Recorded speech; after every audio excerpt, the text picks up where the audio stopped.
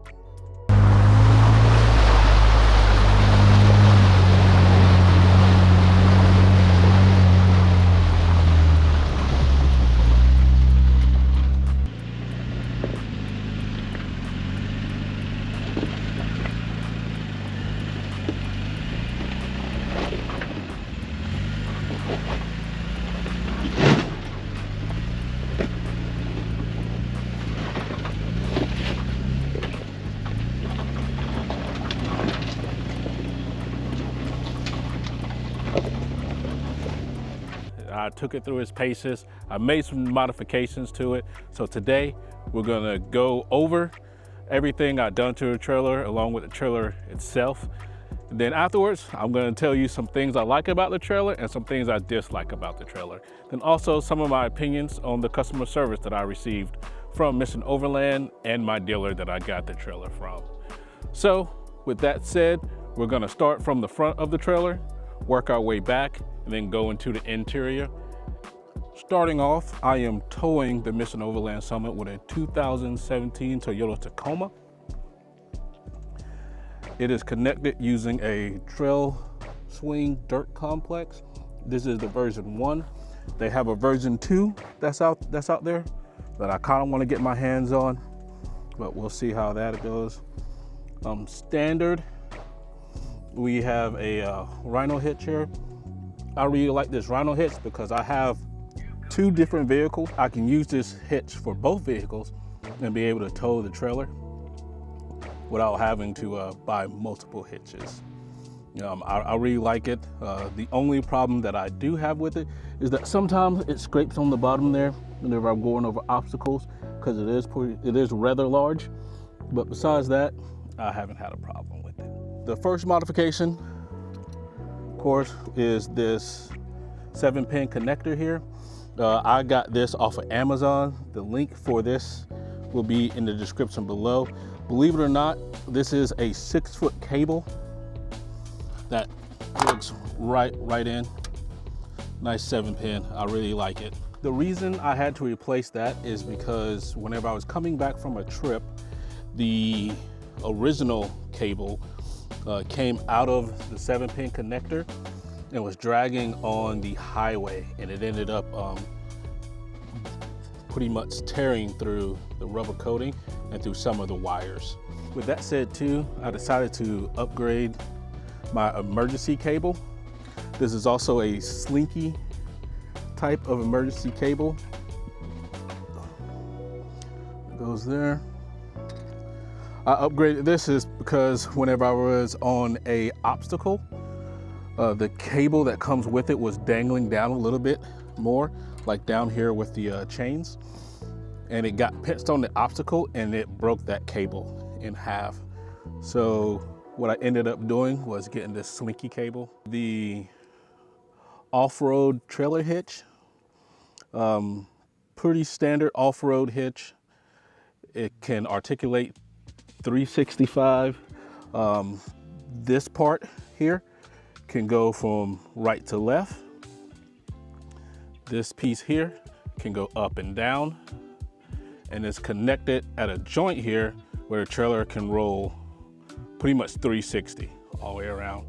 And there's grease points located in this setup. You have a grease point here and a grease point right there, just to keep everything running smooth. And then of course you have your pin here, your giant pin. Good pin, super strong. This cable here, we'll get into this cable a little bit later on whenever we talk about our power setup. Moving further back, this is an amazing jack. I did an install of this jack on this trailer, and I will post a link to that in the top right corner, and it will also be in the description down below. Recently, probably about a couple days ago, I bent this part. So we're gonna see what we can do to fix that. And if not, I'll reach out to ArcJack, see if they have any recommendations. But it just looks like this piece was just bent over a little bit. What I'm gonna do in the future to alleviate that is I'm gonna move this whole assembly up. And then I've seen some other trailers where they bolt through the frame right there, kind of like how this is hooked up. I'm gonna do the same thing with this jack to try to alleviate some of that stress in the future. Then I can butt it up against this frame here to add a little bit more agility to it. All right, moving further back, it comes with a spare tire, a full-size spare tire. Of note, the bolt pattern of the trailer is the same as a Tacoma. So if I can put this trailer on 35s, I'll have to carry one spare. But as of right now, these are roughly 33s and 35s for the Tacoma. I have a Overland Summit trash bag. Then within this trash bag, I have one of those like dog food container things where it has a screw-on lid. I just went camping, so it's full of trash. But so you don't get all that trash smell, just screw the lid back on, and that's it for that.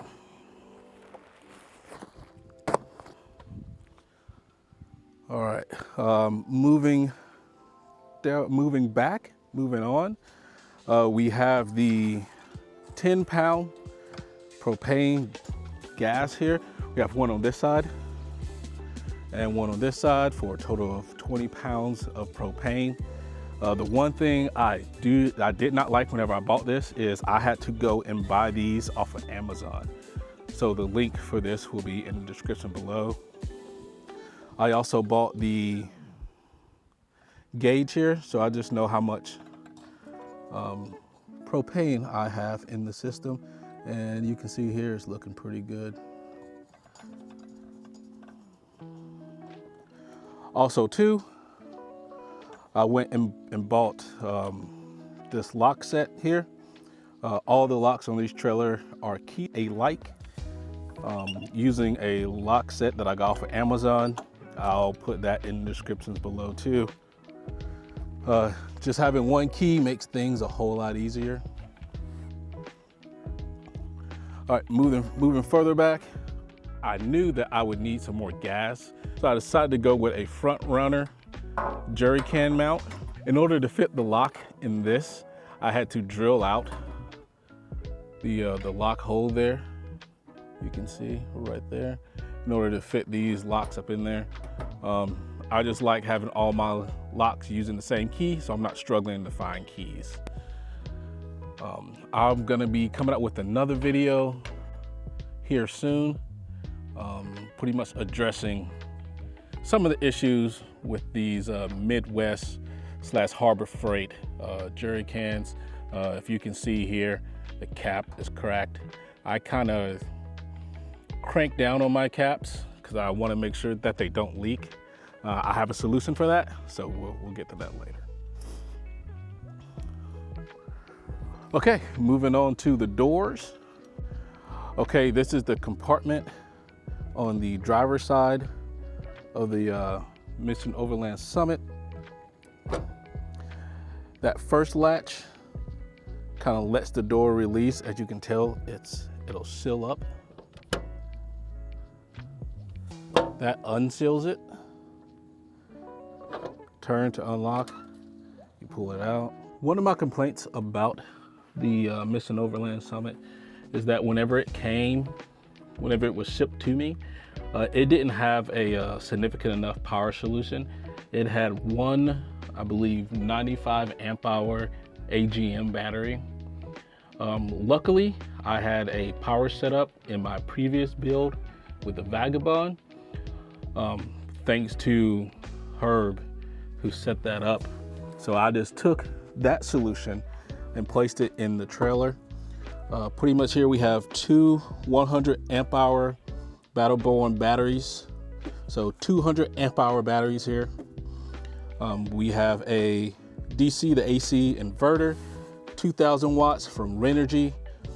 That's so my friends can put in their rice cookers, their coffee makers. On this side of the house, we have the DC components.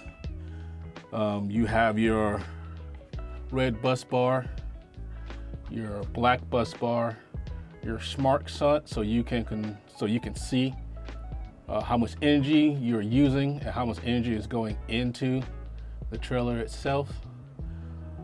You have your connecting here for all your different accessories you want to put in here. As of right now, the only thing I have hooked up is the refrigerator, which we'll get to next. And then I also have the breakaway cable supply here too. And that feeds the battery that's in the breakaway cable. All right, the star of the show in here is this LI Time BC DC charger. It really reminds me of the Red Arc 40 BC DC charger. Besides, it's about half the price. I have the Red Arc one in the truck, and I use this one, and this one performs just as well and seamlessly without my interference. So whenever I'm on the road, traditionally your 7-pin charges the batteries that are in the trailer. What I decided to do was take out that connection from the 7-pin to the battery and then replace that with an Anderson connection here. These are the red and black are 6 gauges, and then that leads into the regular DC charger to the LI Times, and then that is connected through this breakaway cable here that comes out the front. Breakaway Anderson connections, which is in there tight. Then that leads all the way to the truck, and then from here that leads to the battery, the alternate battery that is in the container that's on the back of the truck. And that's how I power this unit while driving. It charges at like a rate of like 400 watts. So that's not bad at all. I feel like in order for me to get 400 watts in solar on top here, I would probably have to have, what, 600, 800 watts of solar to get the equivalent of 400 consistent. So I'm not complaining at all. What I did have to do was get a splitter, and this splitter pretty much connects the charging capability from the trailer itself to the batteries whenever the device isn't on, the BC-DC device isn't on. So what I ended up doing was this device will cut off if there is no power being plugged into it from this cable. So it's just like another safety feature there. If you have any questions about that, I can make a more in-depth video about how I set this up. So we're on the passenger side of the Mission Overland Summit. The same locks on this side. We have your Truma dual fridge. It is a Truma Cooler 69 liters dual zone. Right now I just have it in one set zone. It pulls out on this slide. I love that they put one handle here so you don't have to mess around with both connections. And then whenever you put it back in, you have to push down and make sure that it locks in the end. So let's pull it back out real quick.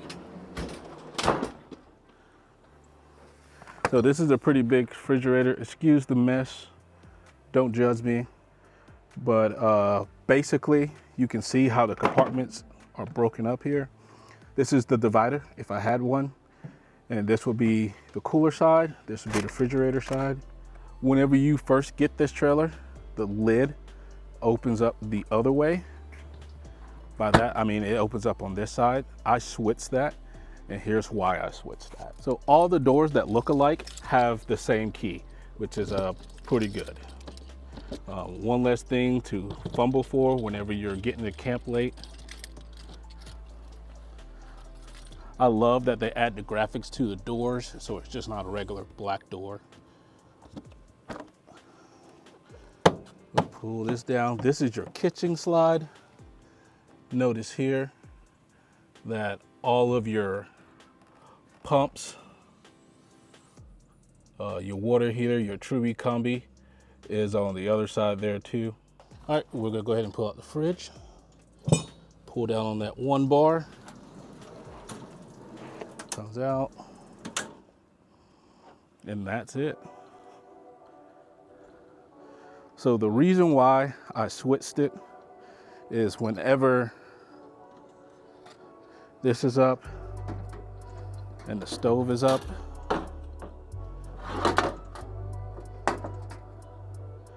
I don't want to, I'm a pretty bigger guy. I don't want to come through here like this and open it up. So what I ended up doing was just switching it, and I come from this side instead. Give you a little bit more room to work in. This is your kitchen. You have a Dinette 2-burner stove. Some people report problems with the stove. The only problem I had with the stove is that whenever it was super windy at the Outer Banks, it wasn't cooking fast enough. So I just broke out my JetBoil Genesis, and I was able to boil some water. Besides that, I haven't had a problem with the stove. I really like it. My friends really like it. I can't complain about it. The only thing I will show you, I didn't notice until I got the trailer because I didn't do my research. The stove itself is not plumbed like the rest of the system is, right? So the stove isn't plumbed. This is the cable here. I'm gonna show you how to plumb it real quick. So you have your gas connection. You can pull it up the bottom and pull it out the back. There's 2 ways to do it. You go around here. You're in the front of the trailer, under the spare tire. This is your propane quick disconnect. You push it in there, make sure it's set. Right now it's off. Now it's on. And now you are ready to cook. This is the aftermarket Amazon special faucet that I put on the Dometic sink. I'll put the video for that in the description down below. It's pretty easy to do, and I really like it. Also, the sink is not plumbed either for drainage. So this is the hose to drain your sink. Put it through the hose in the bottom, put it through the hole in the bottom there. It'll come out down here. You can have your bucket, of course, down here so you can dispose of that properly. And that's it for the kitchen. There is no internal kitchen, so this is what you get. As far as covering the kitchen, you have your Overland Vehicle Systems 270 awning. It covers the front all the way around to about right here. And then it also covers the back all the way around to right here. Then you have to secure it somewhere over there. While we're talking about kitchen, I decided to bring something from my last setup with me to this setup. That, of course, is your tailgater table. I use this thing all the time, and I love it.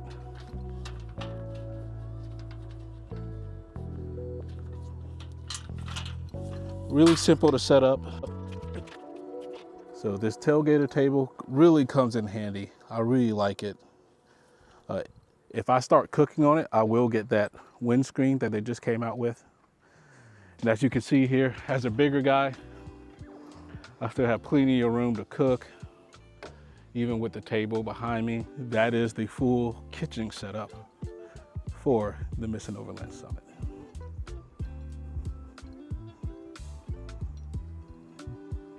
My Mission Overland Summit came with this external box. Some of them don't come with this box. Some of them come with a box on both sides. I just have this one box here.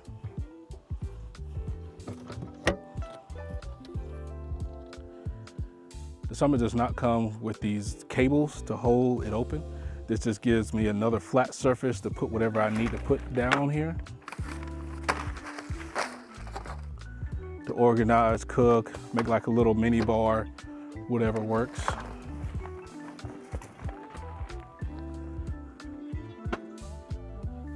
But that really comes in handy. I pretty much use this, as you can tell, for like a pantry, but you can use this outside storage for pretty much anything.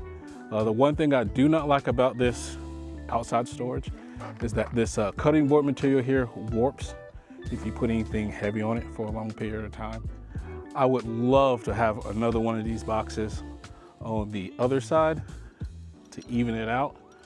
This side could be like a shower side or a bathroom side where I could put some bathroom stuff in, since the shower cube is right there on that side. But now on to the jack. It is not a traditional stabilizer.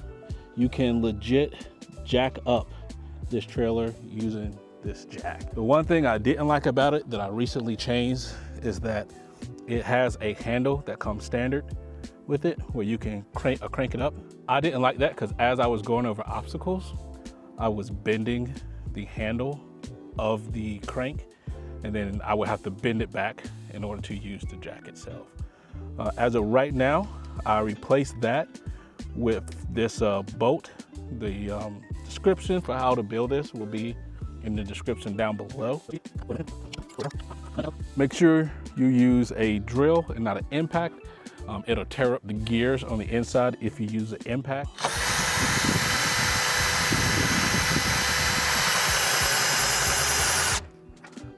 That's it, just like that. Mission Overland were super smart to put a level on the front of the trailer. So, wow, even by doing that, I just leveled out the trailer. Moving on, you have the rear of the camper here. And while we're talking about the rear, it came with this air conditioner. The good thing about this air conditioner, and the one thing that I was looking for, is that it is a 12-volt air conditioner, which means that it can run off of your batteries. You don't have to be connected to shore power to use it. It will just automatically run. I believe with the 200 amp hour battery, I can probably run it for about 4 to 6 hours on full. I haven't tested it on eco mode. All right, next we have your rear camera. The Mission Overland Summit is made out of aluminum for the most part. So you really can't stick it anywhere for it to work. All right, you just can't for a magnetic one, right? You can stick it down here on the step, but it's not pretty sturdy. So what I ended up doing was getting these plates. It's an adhesive back magnetic plate. And then from there, I can take this camera that I got off of Amazon, this backup camera, that charges by solar or by USB-C and place it on the back of the Mission Overland Summit. Then you can connect to this backup camera via Wi-Fi, which is super simple. The only problem is if you're connected to another Wi-Fi, it won't allow you to connect to this device. Why have a backup camera on such a small trailer, you may ask? Whenever you're on the trail and you're trying to back up a trailer on the trail, you need to be able to see behind you. You don't want to hit a tree, you don't want to hit any foliage or anything like that. So you need that ability to view what's behind you. And I may not always be with someone, so having a backup camera is super useful. I decided to go and upgrade the locks that it came with. I went with RVLOCK. These are the wireless locks with a keypad. If you know me, I lose stuff, and having a keypad is perfect for me. Since it's wireless, it comes with a remote control that comes with it. So whenever I'm in bed or away from the camper, I can just go ahead and lock those doors. What I ended up doing was getting 2 of them because this trailer comes with 2 locks traditionally from the OEM. So I had to invest and get 2 of these. A link for this will be in the description down below. It may or may not be an affiliate link. I'm not 100% sure, but I really like these locks, man. I can't tell you how many times that I left the key somewhere inside the house or something. I can just come out here and punch in the code and unlock it. If you don't want to just punch in the code and unlock it, you can also lock the other lock and the handle won't even move. Because right now, the handle's moving, but the deadbolt is on. So I programmed both of these, well, all 4 of them, to work with both of these locks. So we're gonna unlock it, deadbolt comes out, and that's it. So I'm a big huge fan of those locks. I think that might be one of the best modifications that I have done. All right, moving on to the side. The driver's side again, you have your 30 amp connection here. It plugs in, then you turn it to the right, and it's locked in there. It's not gonna go anywhere. It's great. You have a port here for your AC. There are different companies that makes ports for the AC unit. It's really nice. I haven't needed to take it off any because I have the AC unit on top of the rig there. All right, you have your Truma heater for your Truma combi. You have your portable water fill tank here. Of note, this tank is, I believe, 31 gallons. There is no city connection, so you will have to fill up your reservoir in order to use the water on this device. Another thing about this trailer is that I decided to change out the white lens for a yellow lens. I just like yellow more at the campsite, and then plus it doesn't attract as much bugs as the white light does. I wish they would have came out with one that you can toggle between the yellow and the white. What I just ended up doing was getting some yellow film that I'll link below from Amazon, and just covering that up so it's all yellow. Speaking of Amazon, again, I got a shower kit for the shower. Speaking of the shower, you have your shower connection here. I'll show you how that works here soon. Then of course you have the other side of the kitchen door. So as of right now, I keep all of my shower stuff on the shower side of the Mission Overland Summit. In this cubby, there's enough room to hide some other things you need, like my jack stand, my jack handle, and also some of my water stuff, whether it's a drinking water hose or the shower equipment that we're about to go over. This is the shower connection. It's really nifty. You just plug it into here. This one handle controls whether it's off your cold water or your hot water. And as of right now, I don't have too much water in the tank because I just got done emptying it because I came back from a trip. So what I ended up doing was taking the spray nozzle that came with the Summit, putting in a male-to-male adapter, then connecting it with a real shower head. And this shower head has a pause button right here, and then it also has different settings like a normal shower head does. You shower, you get all wet, lather up, and then you can shower again. I really like it. I used it probably 3 or 4 times already and haven't had a problem with it. The Truma Combi water heater really works well if you put it on boost and give it some time to heat up. And the pump's not even on, it's still coming out like that. You have the piece that attaches to the side of the trailer, the connection to hold your shower, and then that's it. Okay, last but not least is the Timbren Suspension. You can tell here's the water tank to it. This is the suspension piece.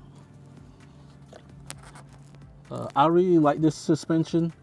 Even people out on the trail behind me were talking about how this trailer was just soaking up some of those big rocks that's out there. If you decide to take these out on some rocky trails like I normally do, just be aware that this bump stop hangs down a lot more than the rest of the suspension, which is great for us because your water tank is behind this too. So you don't want to hit your water tank. But I hit this on a rock and bent it down on the driver's side up over there. So I'm in the process of getting that replaced, and we'll see what happens. I'll keep you updated on how the suspension performs. All right, last but not least, we're going on the inside. The roof is held in with just these 2 tabs.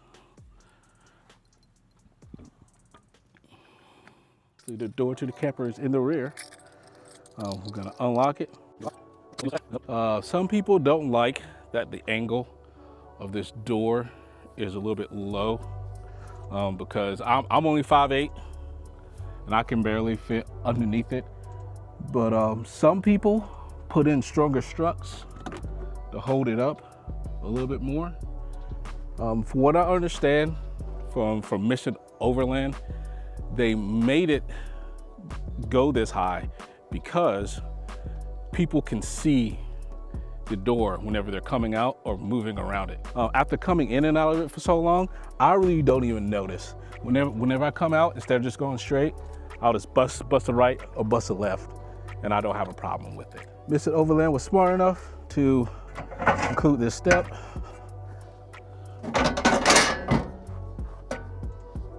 Be careful with that step whenever you're off-roading too. Sometimes it'll decide to come out. One thing I really like about this, and this has nothing to really do with the interior, has to do with the build, is that through the holes here with the door lock, you can see the R rating and the foam that they put between the layers here.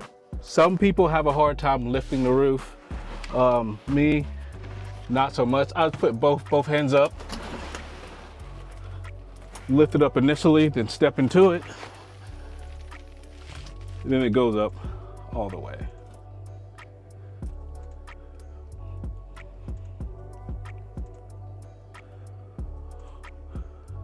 On the recent models here, they started including a rear window.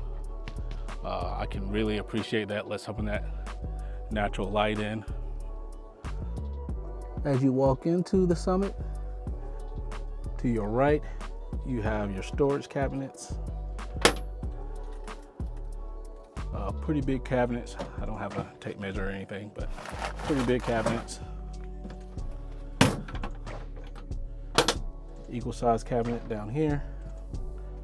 for all the stuff. And then you have this extra cabinet space down here. Then to your left, you have the same top storage. We'll go over these cables a little bit later on that I haven't cleaned up yet.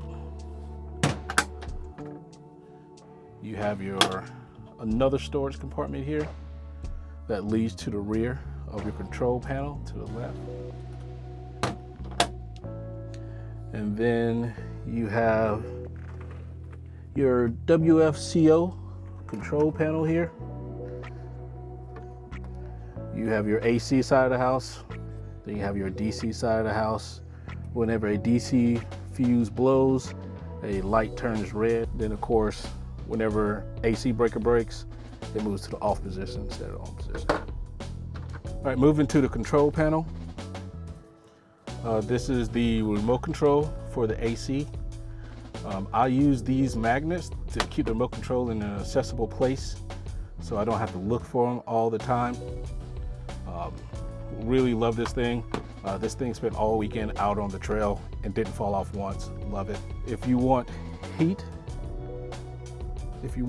in the actual camper itself, just go to the camper picture, hit that, turn it to whatever temperature you want, and then the propane will start and heat it up, and it will come through these air ducts.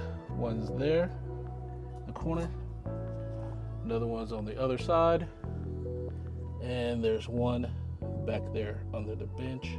The sensor for the heater is right there. If you want to heat water, go to the water symbol. You can do boost if you want it quick, obviously. Hot, if you want it real hot, then eco will take its time. And right now it's running off of gas. If you go to the next symbol, it shows the bottle is just running strictly off of gas.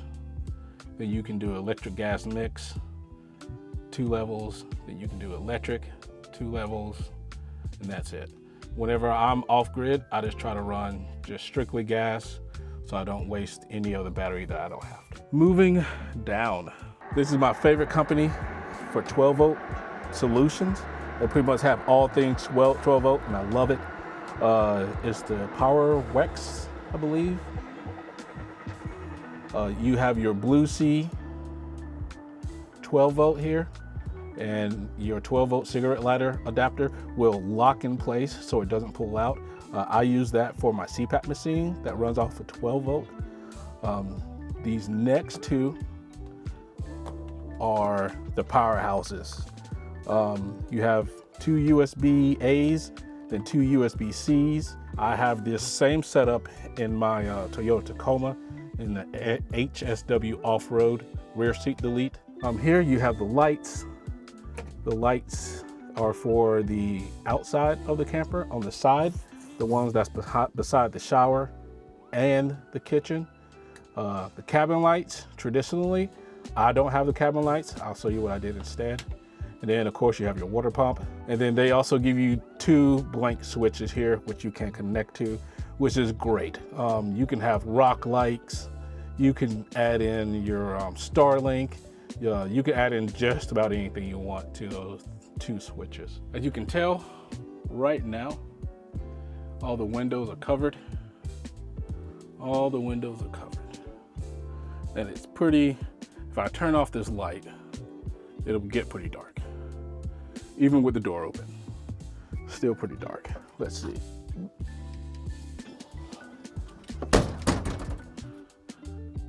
See, still pretty dark. We're gonna bring in some light. So this window comes in 2 pieces. The cover comes completely off, so if you want to take off the shade, you can. This is your clear cover if you want view during the winter but want to keep in the warmth. And this is the clear cover off. The clear cover does not come completely off, which I don't mind at all. And that is the no CMS right there. So that's a little bit of scenery there. As you can see, it's currently in bed mode. And this is how I normally travel with it. So what I'm about to do now is convert it from my normal bed mode to dinette mode. So for me, for dinette mode, I will fold my Hess mattress back. The Hess mattress does not come with this setup. I had it in my last setup and it's so comfortable, I decided to bring it with me. So I fold my Hess setup back and then I can start maneuvering this into the dining setup here. Underneath each right and left seat is ample storage. That's where I keep my 30-amp cable at. So much storage in there. I normally put my Dometic jug in there if I want water on the inside, because there is no plumbing on the inside of the Mission Overland Summit. So I'll put my water jug there and put my Dometic faucet somewhere else. Have more storage on the left side.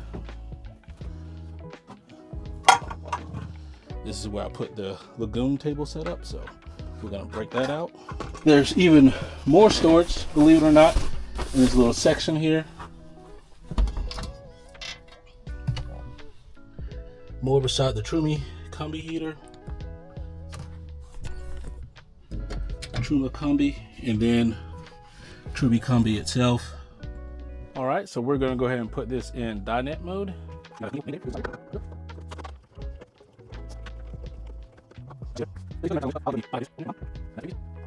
Now the actual table is the section that we moved out of the middle here. That has a piece on the bottom.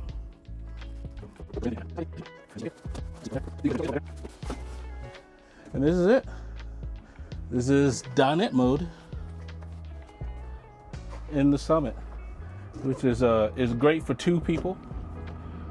It can be even better with 3 or 4 with a small family. Speaking of a small family, let me show you one of the main reasons why I decided to go with this camper over any other camper. The Summit is the only trailer I know that can do the things that I want to do and can sleep a family of 4 very, very comfortably. We're not talking about like a tent that says that it's made for 3 and can fit one person. This is legit family of 4. So we already have a queen size bed at the bottom here that is more than enough for 2 people and a dog and a couple dogs.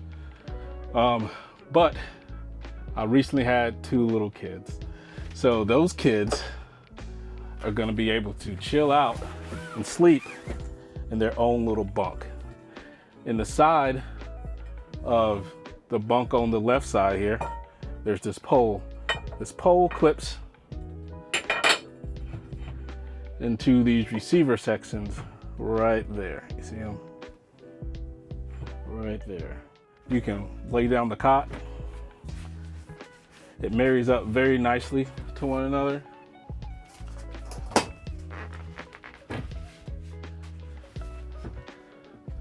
And that's it.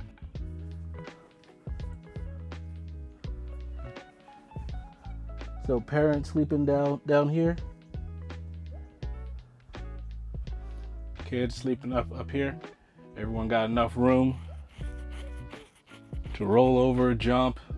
I know as a kid, I used to love sleeping in cots. Even in the military, I slept in cots all the time. From my understanding, the weight limit on these are 150 pounds each for a total of 300 pounds. And it's still big enough for you to stand up here in the middle. You can stand up, get dressed, all this other good stuff. It also comes with a radio, with Bluetooth, 2 speakers, all on the inside, none on the outside. This little trailer is packed full of amazing stuff. Amazing, amazing stuff. I couldn't be happier with a trailer that can fit a family of 4 and be able to get off the path versus going to campgrounds. Yeah, you may be able to pick up a really nice travel trailer that can go from campground to campground, but you're not going to see a travel trailer in Meadows Knob. This is one of the 2 windows on your Mission Overland Summit. It's by 111 Maygood. It really reminds me of an Arctic Tern window. Besides, it's made a little bit differently, as you can tell. Whenever you pull up on it, this is your blackout. It's not really blackout, but it really works as a really good built-in curtain. Pull down, this is your no CMS. You pull up, once you let go of the handle here, and this goes straight out to your double acrylic window. Speaking of this window, I did have problems with it delaminating on me, but with a little bit of glue, I was able to fix that. And then Mission Overland sent me out a new window. This window has 2 lock positions. Whenever you're traveling, you want it in the innermost position, locked on both sides. They have another position a little bit further out in case you're storing it and you want to get some of that stale air out. It opens it a crack. Do not drive like this, because it will mess up your window. And then they have windows fully out. Now once the window gets out, it has different levels where it will go up kind of like a awning. Those are 2 you just heard.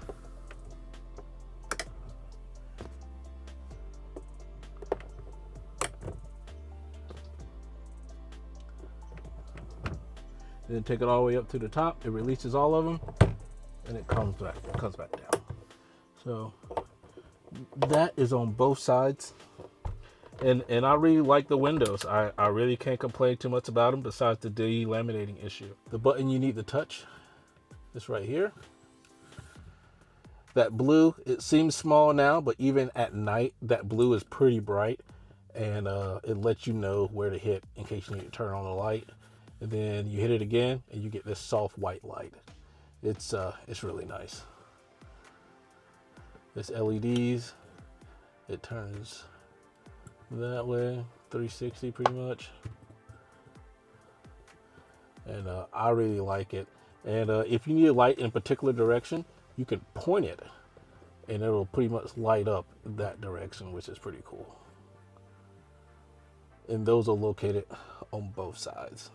The Mission Overland Summit comes standard with cabin lights, and those cabin lights run down these channels on the side here, all the way up to pretty much the end of where your window ends. But my issue with that was the lights that they provided are only white lights, and they only have 1 level. They are not dimmable. What I ended up doing was getting a light kit from Amazon. The link will be in the description below. It's meant for the bed of a pickup truck, but I put the controller here underneath the metal piece, so whenever the fabric comes down, it won't hit it and turn on the lights by accident. I connected that up to the plus and negative bars back in the back, along with the bus bar, the negative bus bar that's back there. Then that allows me to control it from this panel or from the remote control that was included in the kit. So I'm not too worried about the dancing music and the speed runs and the automatic stuff and blah, blah, blah. But what I do like is I can turn it red if need be. And then I can dim this as low as I want. And with this setup and the way that I can dim it, it draws a lot less power than the lights that came with it that only has 1 setting and it's bright. It is really, really bright. I made sure to get the kit that if I wanted whatever color I want to do. I have white too. Then I can make that into a sulfur white, so forth and so on. Then it has all of your standard truck stuff, your neon lights and blah, blah, blah. So it's not too bad. I can have a little disco party in here if I wanted to. But one more addition I did was, since they're truck bed lights, it comes with this extra third row up here. So since my light stopped right there, and that's where the original one stopped too, I just added in this other light, so give you some more overhead light while you're in bed. Closing it up is just as easy as opening it.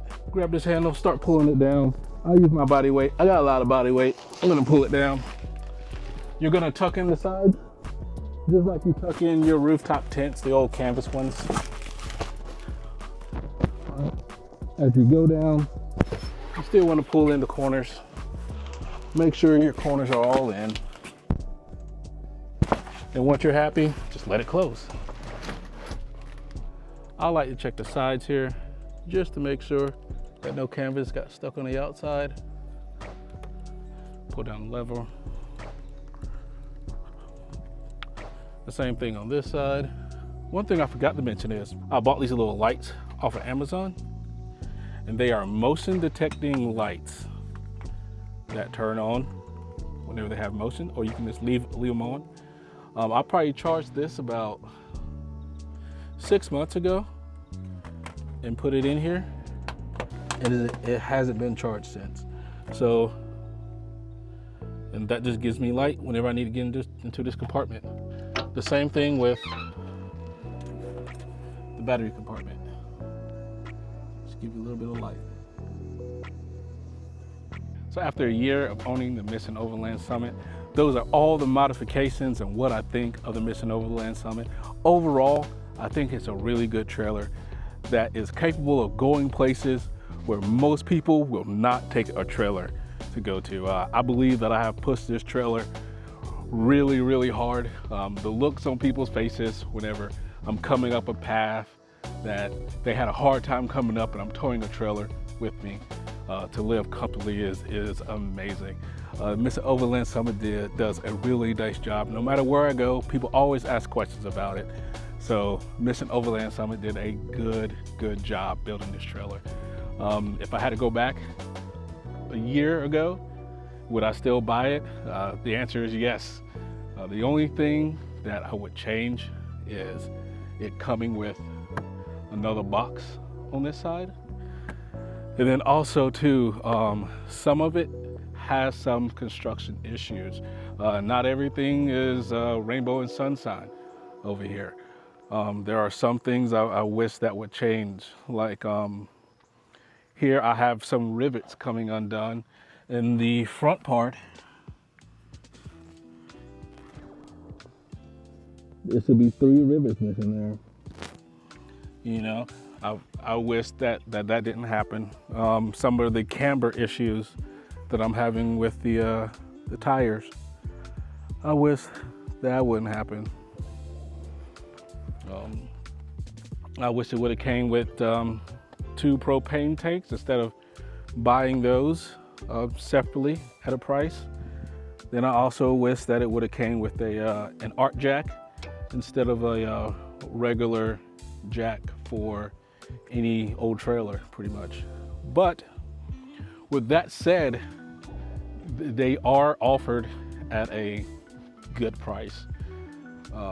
Any other trailer that's offering anywhere around this capability that can sleep a family of 4, you're talking about the high tens of thousands to even $100,000. So Mission Overland, it has room to improve, but I still think that it's the best out there that can sleep a family of 4 in any environment on any terrain.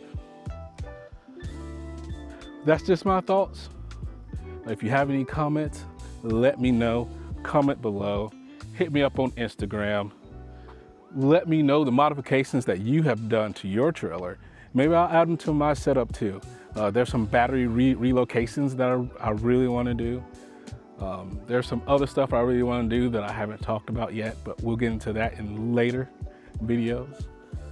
But if you have any questions, hit me up. Until next time, guys.